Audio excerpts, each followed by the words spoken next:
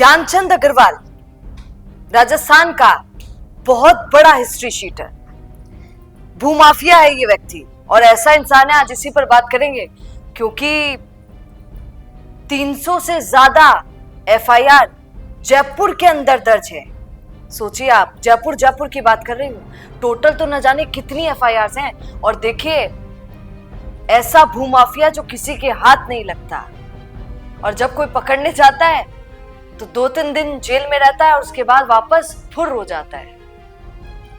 ज्ञानचंद अग्रवाल, पूरी पुलिस लगी हुई है पर कभी पकड़ नहीं पाती और पकड़ पाती है तो जल्दी ही हाथ से छूट जाता है। काफी लोग, काफी पीड़ित इस पर चर्चा करने के लिए हम लोगों को कह रहे थे द फैक्ट इंडिया से हम इसी का मुद्दा उठाएंगे क्योंकि आपको पता चलना चाहिए कि इतना बड़ा क्रिमिनल, इतना बड़ा हिस्ट्री शीटर कौन है। 3 और 4 सितंबर 2025 की बात है, सुनते जाइए। प्रवर्तन निदेशालय यानी ईडी ने जयपुर में उनके और उनके सहयोगियों के कई ठिकानों पर तलाशी ली। इस कार्रवाई में नकदी, फर्जी दस्तावेज, डिजिटल उपकरण, मतलब आदमी पूरा पढ़ा लिखा है। ये देखिए, अगर आपको चोर लुचक्का भी बनना है भैया, तो अगर आप उसमें भी अच्छी खासी पढ़ाई करके आए तो वो भी अच्छे बन जाते हैं। देखिए आप, सारी चीजें इसकी जब्त की गई, मोबाइल जब्त किए गए। ईडी ने आरोप लगाया कि अग्रवाल ने निवेशकों से बड़ी राशि, यानी कि बड़ी राशि कौन सी, 150 करोड़ रुपए। छोटा मोटा आदमी नहीं है, समझ जाइए आप। जिसको कोई पकड़ रहा है अगर, तो 2-3 दिन के बाद वापस अगर निकल रहा है तो आप समझ सकते हैं कि कहां तक इस आदमी की पहुंच होगी। ये हो रहा है राजस्थान के अंदर। इसके अलावा ये दस्तावेज मिले कि फर्जी कंपनियों के जरिए धन को विदेशों में भेजा जाता है, क्योंकि यहाँ पर तो काला धन हो जाएगा, विदेशों में भेज देगा तो सफेद कर देगा।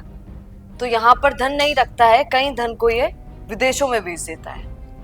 हमारी बात मैं आपको वो भी सुनाऊंगी जब आप सुनिएगा कि जब हमने डीसीपी ईस्ट हनुमान प्रसाद मीणा से जब चर्चा की इस पर, तो पुलिस ऑफिसर ने क्या कहा, ये भी आपको सुनना चाहिए। अभी पहले, सबसे पहले सुनिए कि पुलिस ऑफिसर क्या बोल रहे हैं इस पर, क्योंकि अभी तलाशी चल रही है ज्ञानचंद की।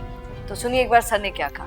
सर, लगातार शहर में भूमाफियाओं का आतंक भी बढ़ता जा रहा है और कहीं ना कहीं हाल में भाखरोटा थाने में भी एक इस तरह के जरिए मामला लगा है ज्ञानचंद अग्रवाल के खिलाफ, जिसके खिलाफ और भी ज़्यादा मामले हैं। 400 से ऊपर मामले बताए जा रहे हैं। क्या कुछ इस मामले पे दर्ज हुआ है सर, और क्या कुछ मामला था?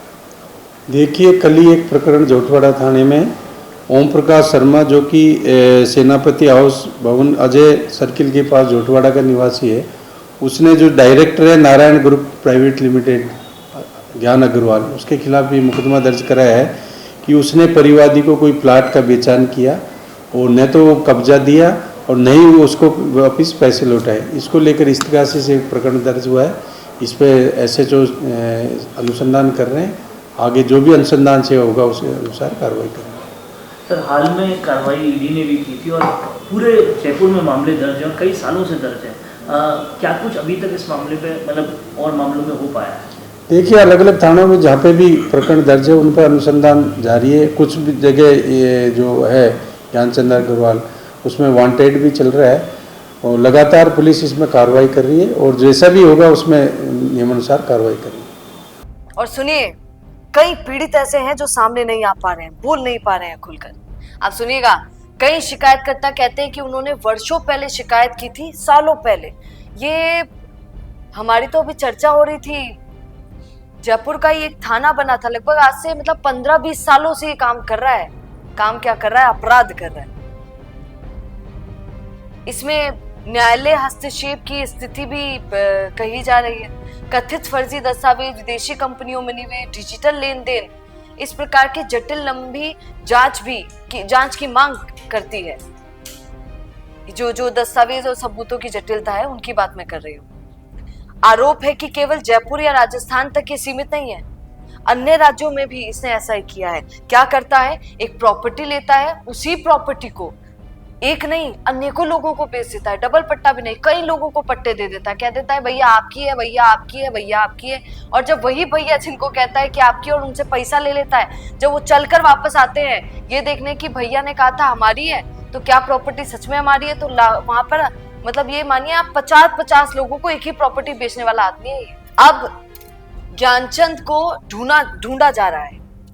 पर ढूंढ के क्या कर लेंगे? क्या इस बार लंबा पकड़ कर लेकर जाएंगे? और लंबा क्या है, इनको तो बहुत बड़ी सजा होगी। जिस तरीके से क्राइम किया और जितने पीड़ित लोगों का पैसा इसने लूटा है, एक पीड़ित भी है, उसकी बात भी आपको सुनाते हैं। एक बार सुनिए और क्या कहेंगे इस पूरी खबर पर कमेंट जरूर कीजिएगा। नमस्कार सर, लगातार ज्ञानचंद अग्रवाल की धोखाधड़ी, भूमाफिया वो है उनकी बढ़ती जा रही है।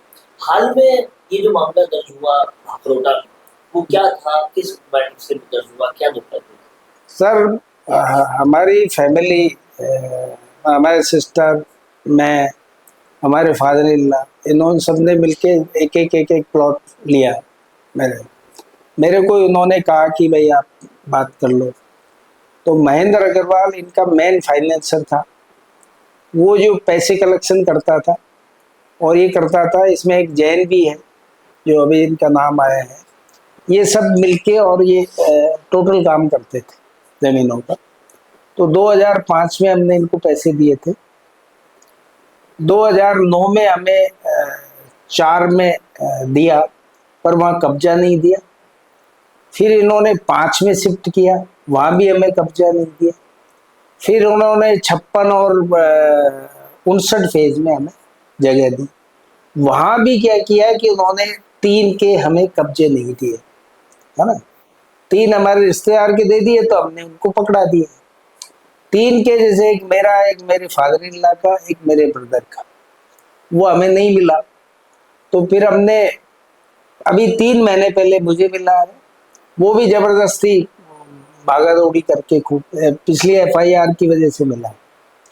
अब फिर हमारे फादर इन लॉ को नहीं मिला तो वो मेरे से नाराज हो रहे हैं। तो अब उसकी कोशिश कर रहे हैं हम, तो भाई वो उनके मिले तो उनके बच्चों काम आए। तो FIR कराई 6 महीने पहले। इन्होंने भागरोटा के थानेदार जी ने उसको रिटर्न कर दिया। क्या रीजन है मुझे पता नहीं, कोई स्टैम्प नहीं लगी।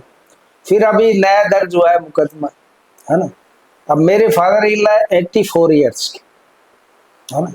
तो आने और जाने में तो ऐसा मत है, क्योंकि हम ही फ्री है तो हम भाग दौड़ कर रहे हैं।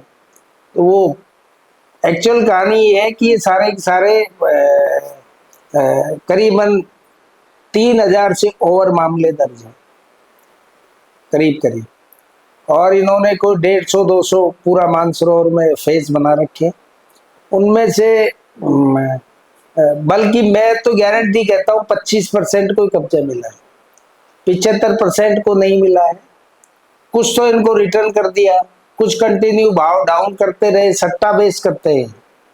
और कुछ का इन्होंने औने पौने दामों में रिटर्न देके और सेट कर दिया, है ना।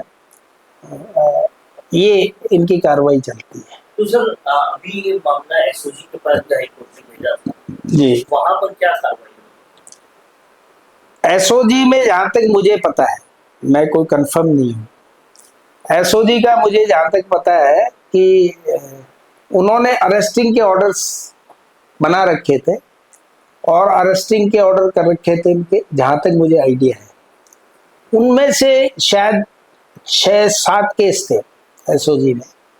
7 केस में से अब ये तो क्या है कि तेज है, इन्होंने क्या किया, जो प्रेशर आया तो उनमें से शायद मेरे हिसाब से कुछ लोगों को इन्होंने 59 फेज में, जिसमें 2 RAS थे, उनको इन्होंने फ्री कर दिया, है ना। अब वो पैसे दे के किया या जमीन कब्जा दे के दिया मुझे पता नहीं, है ना, कुछ मैटर। लेकिन आम लोग जो है वो पीड़ित है। बिल्कुल 100% पीड़ित है साहब। मतलब जो